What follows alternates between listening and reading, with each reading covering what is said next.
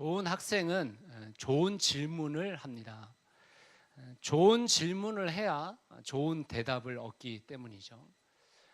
학생들의 수준을 여러 가지로 평가할 수 있지만 실제로 저는 대학교에 올라와서 학생들의 수준을 학생인 저의 입장에서 볼 때에 저 학생은 괜찮은 학생이구나라고 생각되어지는 학생들은 대부분 좋은 질문을 던지는 학생들이었습니다. 오늘 본문에 이 율법 교사가 예수님께 질문 두 가지를 합니다. 그 질문 두 가지에는 이 율법 교사의 수준이 드러나 있습니다.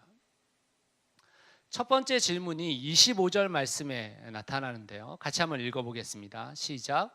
어떤 율법 교사가 일어나 예수를 시험하여 이르되 선생님, 내가 무엇을 하여야 영생을 얻으리이까? 지금 율법 교사가 예수님께 하는 질문은 실제로 좋은 질문이냐 나쁜 질문이냐 이전에 그 의도 자체가 좀 불순합니다. 그렇죠? 예수님을 시험하려 했다라고 말하고 있습니다. 예수님을 시험한다라는 것은 무슨 뜻일까 한번 생각해 볼 필요가 있습니다. 지금 예수 그리스도는 당시에 많은 사람들에게 훌륭한 가르침을 하는 선생으로 취급받았습니다. 그렇다는 것은 무슨 말이냐면 율법 교사가 예수님을 시험한다는 것은 예수님 같이 지금 유명한 저 가르침 하는 자와 내가 같이 대화를 나눔으로 인해서 내가 저 사람보다 더 하거나 또는 나도 굉장히 뛰어난 교사라는 것을 알려주고 싶은 그런 의도가 숨겨져 있다는 것입니다. 그런데 예수님께서 바로 대답을 하시지 않으세요. 예수님께서는 어떻게 하시냐면 오히려 율법 교사에게 묻습니다. 율법에 무엇이라 기록되어 있느냐? 너는 어떻게 알고 있느냐? 이 말이죠. 그러니까 재밌게도 이 좀 재밌는 본문이에요. 27절 말씀이 굉장히 재밌는 본문인데 대답을 합니다. 대답을 할 때 보세요. 내 마음을 다하며 목숨을 다하며 힘을 다하며 뜻을 다하여 주 너의 하나님을 사랑하고 또 내 이웃을 내 자신같이 사랑하라. 이 말씀 너무 많이 들어보셨죠? 그렇죠? 이 본문이 다른 본문에도 많이 기록되어 있단 말이에요. 그런데 이 본문이 다른 본문하고 다른 데가 있습니다. 혹시 뭔지 발견할 수 있으십니까? 다른 본문에는 앞에 수식어가 세 가지밖에 붙지 않습니다. 마음을 다하고 목숨을 다하고 힘을 다하며 끝나든지 마음을 다하고 목숨을 다하고 뜻을 다하며 끝나든지 세 가지밖에 붙지 않아요. 그런데 율법 교사가 지금 대답을 할 때 거기 있는 모든 것을 다 대답한 겁니다. 네 가지를 다 대답하고 있다는 거예요. 무슨 뜻입니까? 율법 교사는 지금 자신의 학식을 드러내보고 싶은 것입니다. 알고 있는 것이 이렇다라는 것이 드러나고 있다는 것이에요. 유일합니다. 하나님을 사랑하라고 했었을 때 수식어를 붙일 때 유일하게 이 본문에만 네 가지가 붙어 있어요. 재밌는 내용이죠. 예수님이 이 대답에 대해서 옳다라고 말씀하셨어요. 그런데 한 가지 더 붙이죠. 네가 알고 있는 것으로 끝날 문제가 아니고 행하라 그러면 살리라. 이 말은 다시 표현하자면 앞에 질문을 다시 표현하자면 행해라 그래야 영생을 얻는다 이 말인 것이죠. 지금 이 대답이 옳다 취급을 받으니까 두 번째 질문을 던지는데요. 그 두 번째 질문에 대해서 앞에 수식어가 하나 붙었습니다. 또다시 그 사람이 자기를 옳게 보이려고 예수님이 옳다고 해주시니까 옳게 보이려고 다시 또 하나의 질문을 던진 것입니다. 그 질문이 무엇이냐면 그러면 내 이웃이 누구입니까? 이렇게 질문을 했다는 거예요. 제가 작년 송구 영신 예배 때 이 본문으로 설교를 했습니다. 물론 기억이 안 나시겠지만 제가 그 본문을 가지고 제목을 붙였을 때 뭐라고 붙였냐면 배제의 질문, 사랑의 대답이라는 제목으로 붙였어요. 이 질문 자체가 배제의 질문이라는 것입니다. 내 이웃이 누굽니까? 이 말은 다시 말하면 내 이웃이 누구인 사람이 있고 내 이웃이 아닌 사람도 있다는 뜻이잖아요. 지금 그 질문을 던졌다라는 것입니다. 율법 교사는 예수님, 내 이웃이 누구예요? 라고 질문을 던지면서 내 이웃이 될 사람에 대해서 예수님한테 어떤 대답을 기대했을까를 생각해 볼 필요가 있습니다. 예를 들면 이런 대답을 원했을 것 같아요. 네가 내 이웃이다. 예수님이, 율법 교사가 제일 듣고 싶어하는 말은 예수님이 네가 내 이웃이다, 또는 내가 너의 이웃이다. 이렇게 괜찮은 사람, 율법적으로 훌륭하고 지식적으로도 훌륭하고 좀 자기의 레벨에 맞는 그 사람이 내 이웃이었으면 좋겠다라고 생각을 갖게 만드는 배제의 질문이 이 사람의 질문이었던 것입니다.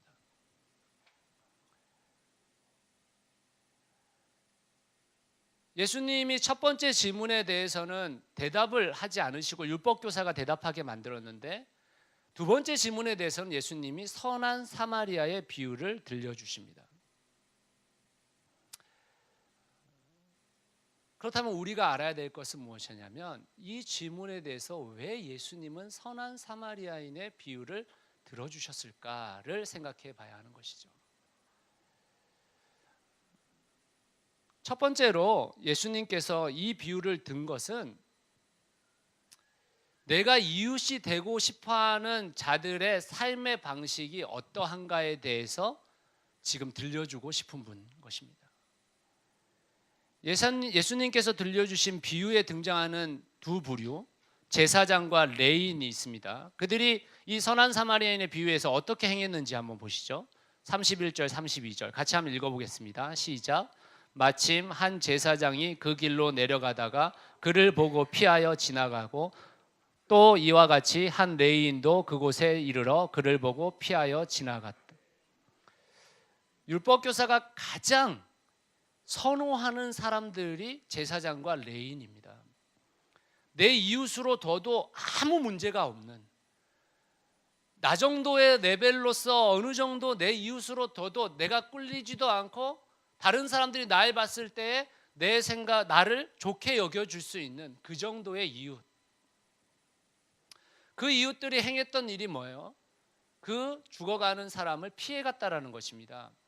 그 죽어가는 사람이 죽었다고 생각했는지는 잘 모르겠지만 이 제사장과 레위인은 반드시 율법을 생각했을 것입니다. 죽은 자를 만지는 것, 시체를 만지는 것은 부정한 것으로 여긴다라는 것이죠. 그러니까 다시 말하자면 지금 저 사람을 돕는 것보다 하나님의 율법으로 정해져 있는 그 율법을 지키는 것이 자기에게 있어서 더 중요한 상황이 되어 있다라는 것입니다. 그렇다면 이것이 비유만의 이야기일까?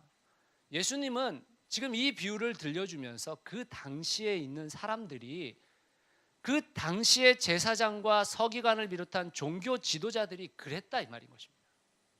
말만 했다, 말만.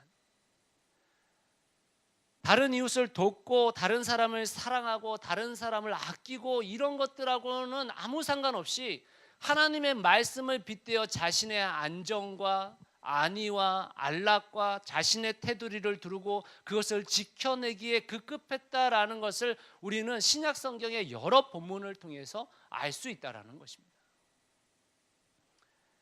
하나님이 주신 사랑과 은총의 말씀이 자신만의 고립된 안전을 위해서 사용되어집니다. 정결의식을 지키는 데의 방편으로만 사용되어집니다. 문제가 심각하죠. 이들이 얼마나 파렴치한 인생들인지. 복음서는 우리에게 이런 말들을 자주 합니다. 마태복음 7장 21절 같이 한번 읽어봅시다. 시작. 나더러 주여 주여 하는 자마다 다 천국에 들어갈 것이 아니요 다만 하늘에 계신 아버지의 뜻대로 행하는 자라야 들어가리라. 이 말씀에 의하면 첫 번째 질문, 영생을 얻으려면 어떻게 해야 됩니까? 라는 질문과 지금 두 번째 질문인 내 이웃이 누구입니까? 라는 질문은 사실은 같은 질문입니다. 현대를 살아가고 있는 지금의 그리스도인들이 이웃으로 삼고자 하는 사람이 누구인지를 잘 생각해 보십시오. 비슷합니다. 다르지 않습니다. 내가 이웃으로 삼아도 괜찮을 만한 사람이 내 이웃이길 원하지, 내가 이웃으로 삼기에 꺼림칙한 인생을 내 이웃으로 삼고자 원하지 않습니다. 내가 그 사람과 이웃이 되면 나도 빛나고 그도 빛나는 사람을 원하지, 내가 그 사람을 이웃으로 삼았을 때 다른 사람들이 나를 이상하게 볼 그 사람을 이웃으로 삼으려고 하지 않는다라는 것입니다. 예수님 시대와 동일해요. 예수님께서 세상 사람들이 이웃으로 삼고자 원하지 않았던 그 사람들을 이웃으로 삼자 많은 종교인들이 예수 그리스도를 손가락질했던 것처럼 지금도 우리가 이 세상을 살아가면서 이웃을 배제시키고 있다는 것입니다. 이웃을 규정 삼고 싶어 한다는 것입니다. 하나님의 말씀이 나의 안정과 안락과 내가 생각하는 규정 정도로 여겨지는 것이죠. 우리는 안정된 삶을 위해 예수 그리스도를 믿고 있는 것 같은 그런 느낌을 받을 때가 너무나도 많습니다. 율법교사와 다르지 않은 불순한 의도를 가진 신앙생활이 보편적 신앙생활로 자리 잡고 있다는 것입니다. 두 번째로 율법교사에게 선한 사마리아인의 비유를 들려주신 이유가 무엇일까? 내가 이웃이라고 생각하지 않는 자들의 삶의 방식이 다르면 네 이웃이 될 수 있다는 것입니다. 재밌는 내용이죠. 누가복음 10장 33절에서 35절을 같이 한번 읽어보겠습니다. 시작. 어떤 사마리아 사람은 여행하는 중 거기 이르러 그를 보고 불쌍히 여겨 가까이 가서 기름과 포도주를 그 상처에 붓고 싸매고 자기 짐승에 태워 주막으로 데리고 가서 돌보아 주니라. 그 이튿날 그가 주막 주인에게 데나리온 2를 내어주며 이르되 이 사람을 돌보아 주라. 비용이 더 들면 내가 돌아올 때 갚으리라 하였으니. 제사장과 서기관들이 강도 만난 사람을 그냥 지나쳐간 것과는 달리 사마리아인은 그를 불쌍히 여겼고 그를 치유했고 싸맸고 나귀에 실어서 여관에 데려다주고 돈을 주어서 그를 돌보도록 했고, 심지어는 만약 돈이 부족하거든 내가 돌아갈 때 여기 들릴 테니까 그때 다시 또 돈을 주겠다고까지 이야기를 했습니다. 근데 이 비유에서 왜 사마리아인을 등장시켰는지를 생각해 볼 필요가 있죠. 유대인을 등장시킬 수도 있는 것입니다. 어떤 사람을 등장시킬 수도 있는 것이죠. 사마리아인을 등장시킨 이유는 여러분들이 잘 알다시피 유대인들은 사마리아인을 개나 돼지처럼 여겼습니다. 다시 말하면 율법교사가 가장 이웃으로 삼기 싫어하는 사람이 사마리아인이라는 것입니다. 제가 칠판을 앞에 놔뒀는데 사마리아인에 대해서 여러분들이 잘 아실 텐데 제가 잠깐 설명을 하겠습니다. 이스라엘이라는 민족에게 있어서 첫 번째 왕이 누구였죠? 사울이었습니다. 사울은 어느 지파죠? 베냐민 지파입니다. 두 번째 왕이 누구죠? 다윗. 다윗은 어느 지파입니까? 유다 지파입니다. 세 번째 왕은 솔로몬입니다. 솔로몬도 유다 지파겠죠. 근데 이 솔로몬 때에 와가지고 솔로몬이 40년을 통치했단 말이에요. 그런데 7년 동안 성전을 지었습니다. 13년 동안 자기 왕궁을 지었습니다. 이 왕궁을 지으면서 어떤 짓을 했는가? 지시라고 하면 솔로몬한테 지시라니 이런 얘기를 하실 텐데, 많은 분들이 우리 아이를 솔로몬같이 지혜롭게 해주십시오 이렇게 기도하시는 분들이 많은 것 같아요. 솔로몬의 말년 20년을 하나님 다 떠난 인생이었습니다. 솔로몬이 좋은 왕이 아니에요. 사실 솔로몬이 어떤 짓을 했는가? 세계 각국에 있는 여자란 여자는 다 정략 결혼을 했습니다. 그래서 일청궁녀 뭐 이런 얘기 하잖아요. 그러면서 어떤 일이 벌어졌는가? 솔로몬 시대에 이미 우상화되어졌습니다. 많은 우상들을 전 세계에서 들고 들어와서 우상을 섬기기 시작했단 말이에요. 근데 그 이후에 솔로몬의 왕 이후에 그 다음 왕이 된 사람이 르호보암입니다. 솔로몬의 아들이죠. 근데 이 르호보암이 왕이 됐었을 때에 이것만 진 게 아니에요. 사실은 온갖 무기고 뭐 별걸 다 줬어요. 솔로몬을. 그러면 얼마나 많은 노역이 동원됐겠습니까? 그 노역의 대장이었던 여로보암이라는 사람이 있었는데, 그 노역의 대장 역할을 했던 여로보암이 와서 솔로몬에게 얘기합니다. 당신의 아버지가 우리를 너무 채찍질했다. 그러니까 이제 그렇게 하지 말고 당신이 우리를 좀 놓아주면 우리가 당신을 잘 왕으로 섬기겠다, 이렇게 얘기하잖아요. 그때 르호보암이 뭐라고 대답하느냐? 자기 친구들 다 데려와가지고 자기 친구들이 말한 것처럼 내 아버지가 채찍으로 다루셨다면 나는 이제 정갈로서 너희를 다스리겠다, 그렇게 얘기한단 말이에요. 그러면서 어떤 일이 발생하냐면, 이스라엘의 북쪽, 그 다음에 남쪽이 있는데, 이 남쪽이 유다와 베냐민입니다. 그리고 이 북쪽의 10지파가 이 유다와 베냐민을 다 배신하게 됩니다. 그래서 두 나라로 갈라지게 되는 거예요. 그래서 열왕기상부터 시작될 때에 다 북이스라엘, 남유다 이렇게 나눠지는 것입니다. 그런데 이 여로보암이 왕이 됐다고 했는데, 여로보암에게는 한 가지 근심이 있었어요. 그게 뭐였냐면, 이 사람들이 엄청난 노역을 해가지고 이 남유다에 있는 예루살렘에다가 예루살렘 성전을 졌단 말이에요. 얼마나 가서 예배를 드리고 싶었겠어요, 자기들이 짓고. 그런데 갈 수가 없으니까 어떤 짓을 하냐면, 이 여로보암이 베델이라는 지역과 단이라는 지역에다가 금송아지를 만들어 가지고 거기에다가 예배를 드리게 합니다. 레인이 아닌 엉뚱한 사람들을 다 제사장으로 세웁니다. 그러니까 안 그래도 솔로몬 때문에 이 나라 전체가 막 우상화에 휩쓸려 있었는데 얼마나 심각해졌겠어요, 이 땅이. 그런 상황에서 어떤 문제가 발생하게 되냐면, 이 위에 있었던 아수르라는 나라가 쳐들어오게 되죠. 이 북이스라엘이 210년을 지탱했는데, 210년 동안 북이스라엘로 남았었는데 무려 왕조가 9번 바뀝니다. 그리고 왕이 19번 바뀌어요, 210년 동안. 그러니까 평균적으로 10몇 년 했다라는 얘기예요, 왕위를. 그만큼 타락한 동네였었던 것입니다. 근데 아수르가 여기를 완전히 다 짓밟으면서 어떤 일이 벌어지냐면, 아수르의 식민 정치가 무엇이냐면 이주 정책을 폈던 거예요.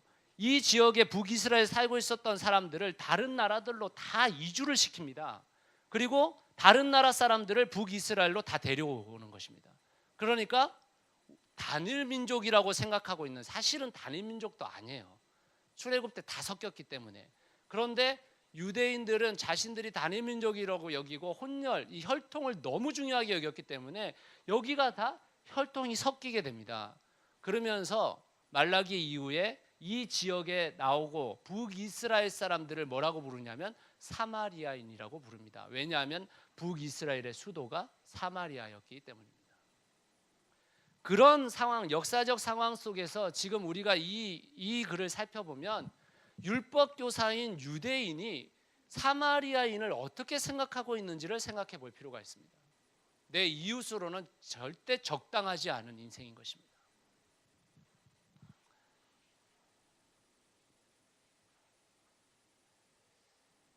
예수님은 지금 내가 이웃으로 삼고 싶어하는 제사장과 서기관들의 삶의 형태가 어떠한지, 또 내가 가장 이웃으로 삼고 싶어하지 않는 사마리아인의 삶이 어떠하든지 간에 중요한 것은 그들이 어떤 사람이냐가 중요한 것이 아니라 그들이 하나님의 말씀을 행하고 있느냐 안 하고 있느냐에 따라서 선한 이웃이 될 수도 있고 아닐 수도 있다는 것입니다. 그 질문에 대해서 예수님께서 이렇게 말씀하시고 있는 거죠. 누가 도대체 너에게 있어서 선한 이웃이겠느냐라고 묻고 있는 것입니다. 다시 말하자면, 여러분들이 아무리 혈통이 좋은 제사장이든 레인이든, 여러분들이 아무리 좋은 율법 교사든 아무 상관없고, 여러분들이 사마리아인처럼 천한 사람이라고 취급받는 사람이든 것이 아무런 상관이 없고, 누가 선한 이웃이냐? 하나님의 말씀대로 행한 자가 선한 이웃이다, 이 말을 하고 있는 것입니다. 그러면 이 비유 가운데 특별히 두 가지 질문의 공통점을 한번 생각해 볼 필요가 있습니다. 이 두 비유의 공통점은 뭐냐면 예수님의 대답이 똑같다라는 것입니다. 예수님의 율법교사의 첫 번째 질문에 대해서 예수님이 말씀하신 걸 한번 들어보시죠. 같이 읽겠습니다. 시작. 예수께서 이르시되 내 대답이 옳도다. 이를 행하라. 그러면 살리라 하시니. 누가복음 10장 37절은 두 번째 질문에 대해서 예수님께서 선한 사마리아 비유를 들고 마지막에 얘기하신 것입니다. 같이 한번 읽어봅시다. 시작. 이르되 자비를 베푼 자이니다. 예수께서 이르시되 가도 너도 이와 같이 하라 하시니라. 둘 다 결론이 뭐냐? 말만 하지 말고 가서 행하라. 아는 걸로 그치지 말고 가서 행하라 이 말을 한 것입니다. 하나님을 사랑하고 이웃을 사랑하는 것을 내 마음을 다하고 내 뜻을 다하고 내 힘을 다하고 모든 걸 다해서 다 해라 이 말인 것입니다. 그래서 우리가 잘 알고 있는 요한일서 3장 18절이 이렇게 얘기하고 있지 않습니까? 자녀들아, 우리가 말과 여로만 사랑하지 말고 행함과 진실함으로 하자. 많은 그리스도인들이요, 이 선한 사마리아인의 비유를 읽으면서 이런 생각을 합니다. 예수님께서 율법교사에게 너도 선한 사마리아인처럼 가서 행하라 라고 했듯이 그렇게 너도 선한 사마리아인이 되어라 라는 것을 교훈으로 삼습니다. 맞아요. 그런데 그 선한 사마리아인이 된다는 것이 무엇인지에 대해서는 서로 다르게 생각합니다. 대충 좀 착하게 사는 거, 남을 돕고 살아라 정도로 인식한다라는 거예요. 그런 인식이 아닙니다. 그런 인식이.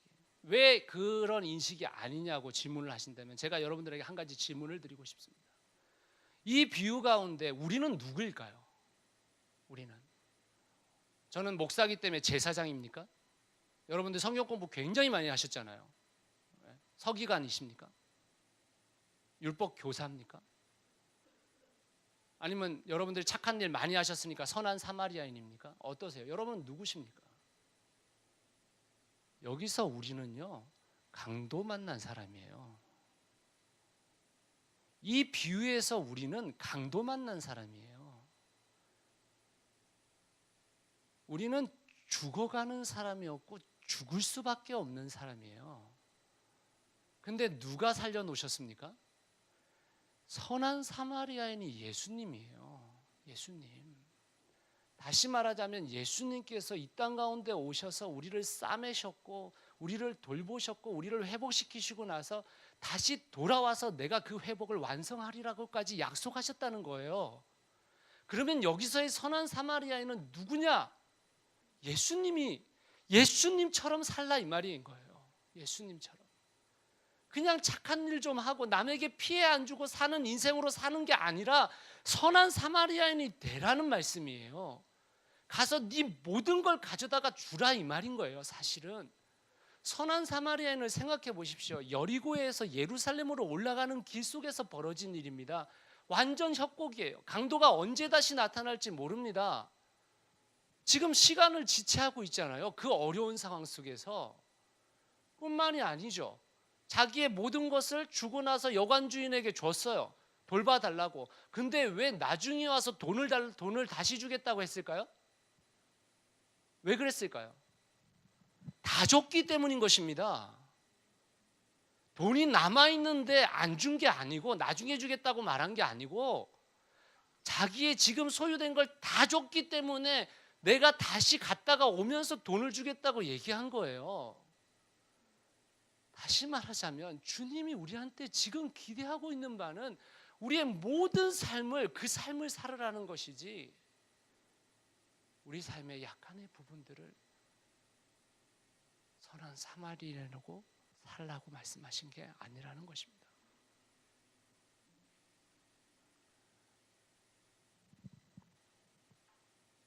한번 생각해 보십시오.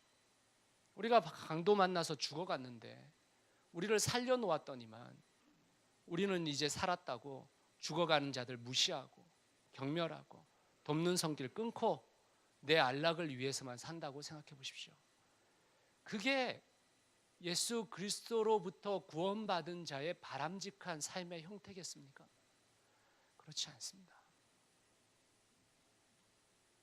우리를 구원해 주신 예수 그리스도, 그분이 선한 사마리아인으로서 우리에게 모든 사람을 완전히 회복시킬 때까지 너가 그 도전적인 삶을 살아라라고 말하고 있는 것입니다. 우리끼리 좋아서 이곳 가운데 우리끼리 행복하라는 뜻이 아니고 저 밖으로 나가서 죽어가는 그 자를 살려놓으라 이 말인 것입니다. 사실 이 선한 사마리아인의 비유는 너무 강력한 말씀이기 때문에 사실 이 말씀을 읽을 때마다 우리는 회개하고 눈물을 흘려야 합니다. 우리가 그렇게 살지 못하고 있는 것에 대해서 안타까워야 하는 본문입니다. 그런데 많은 그리스도인들이 자신이 선한 사마리아인이 된 것이냐 생각하고 있다라는 것입니다. 말씀의 결론을 맺겠습니다. 이 두 질문을 잘 생각해 보십시오. 첫 번째 질문은 예수님께서 이미 그 정답이 있는 질문이었기 때문에 대답하시지 않으셨어요. 그런데 이 두 번째 질문은 배제의 질문이었기 때문에 예수님께서는 그 질문 자체를 고치고 싶으셨던 것입니다. 어떤 질문으로 고치고 싶었을까요? 율법교사는 예수님한테 이렇게 물었어야 되는 것입니다. 제가 어떤 이웃이 되어야 합니까? 누가 나의 이웃입니까가 아니라 주님, 제가 어떤 이웃이 되어야 합니까? 라는 질문을 던졌어야 됩니다. 왜냐하면 예수님께서 그 질문에 대한 답을 네가 선한 사마리아인처럼 살아라라고 말씀하셨기 때문입니다. 이 질문에 대해 예수님은 하나님을 사랑하고 이웃을 사랑하는 것을 행하라고 말씀하셨습니다. 결코 그 단어로 끝난 것이 아니라 네가 말했듯이 율법교사인 네가 말했듯이 내 마음을 다하고 목숨을 다하고 힘을 다하고 뜻을 다해서 하나님을 섬기고 이웃을 사랑하라고 말씀하신 것입니다. 만약 우리가 예수님의 말씀을 행하지 않으면 어떻게 되는 것입니까? 이 말씀이 참 강력하고 무서운 말씀인 게 이 1번 질문과 2번 질문이 똑같은 질문에 똑같은 대답이기 때문에 다시 말하자면 선한 사마리아인이 되지 못하는 우리를 향해서 경고하고 있는 말씀이기도 한 것입니다. 영생을 얻지 못할 것이다. 영생의 문제를 해결하지 못할 것이다. 그 문제가 어떤 영생의 문제인지 저는 여러분들한테 설명하기가 참 어렵습니다. 단지 구원받는 영생을 말하는 거지 아니면 그 구원이라는 단계에 있어서 성화의 과정까지를 다 말하는 것인지 저는 잘 알지 못하겠습니다. 그렇지만 이 두 가지 질문은 그만큼 강력한 질문이라는 것입니다. 재미있는 것은 예수님은 그의 질문 가운데 하나님을 사랑하는 것이 어떤 것이다라고 설명하지 않았다라는 것입니다.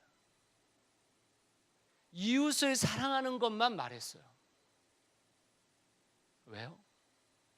율법교사가 정말 하나님을 사랑한다고 생각하고 있는 사람이기 때문에 그런 거예요. 우리도 똑같잖아요. 우리가 하나님을 사랑하고 있다고 생각하잖아요. 하나님을 정말 사랑하고 있다고, 나 정도면 정말 하나님을 사랑하고 있다고 생각한단 말이에요. 그런데 예수님은 하나님을 사랑하는 것에 대해서 말도 하시지 않았어요. 지금 이웃을 사랑하는 것에 대해서만 말씀을 하셨단 말입니다. 왜 그렇습니까? 요한일서 4장 20절이 우리에게 그것을 이야기하고 있는 것입니다. 같이 한번 읽어보겠습니다. 시작. 누구든지 하나님을 사랑하라 하고 그 형제를 미워하면 이는 거짓말하는 자니 보는 바 그 형제를 사랑하지 아니하는 자는 보지 못하는 바 하나님을 사랑할 수 없느니라. 사랑하는 여러분, 2015년의 마지막 주일입니다. 여러분은 2015년을 어떻게 보내셨습니까? 선한 사마리아인의 삶을 사셨습니까? 저는 오늘 이 설교에서 우리가 살지 못한 것에 대해서 회개는 해야 되지만 우리가 우리 자신을 탓하거나 또는 남을 탓해서는 안 된다고 생각합니다. 제 설교 역시 살지 못한 여러분들을 꾸짖거나 저를 향해서 꾸짖고 있는 설교라기보다는 이제 2016년 우리가 살아갈 그 한 해를 어떻게 살아갈 것인지는 고민하셔야 된다는 것입니다. 저는 교회라는 곳은 훈련장이라고 생각합니다. 교회는 종착점이 아닙니다. 경유점이에요.